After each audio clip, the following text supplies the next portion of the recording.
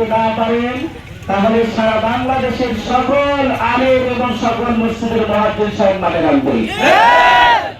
নীলফামারীর জলঢাকায় জমি সংক্রান্ত বিরোধ মেটাতে গিয়ে প্রতিবেশীর হাতে নিহত মসজিদের মুয়াজ্জিন ফরিদ উদ্দিনের হত্যাকারীদের অবিলম্বে গ্রেপ্তার করে ফাঁসির দাবিতে বিক্ষোভ মিছিল ও মানববন্ধন করেছে এলাকাবাসী। আজ শুক্রবার বিকেলে ওই এলাকার সচেতন যুবক মিরাতুর রহমান বাবুর নেতৃত্বে বিক্ষোভ মিছিলটি পৌর শহরের বিভিন্ন সড়ক প্রদক্ষিণ করে স্থানীয় 0 পয়েন্ট মোড়ের মানববন্ধনে মিলিত হন বিক্ষুব্ধকারীরা।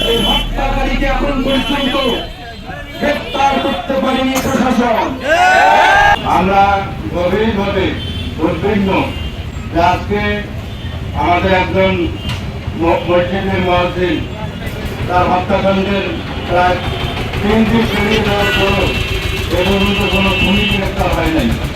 24 ঘন্টার মধ্যে যদি এই হত্যাকারীদের গ্রেপ্তার করা না হয় এর চেয়ে বড় কর্মসূচি দিতে আমরা বাধ্য থাকবো। আজকের এই কর্মসূচি আমাদের সফলভাবে সার্থক করার জন্য যারা সবাই শ্রম দিয়েছেন সকল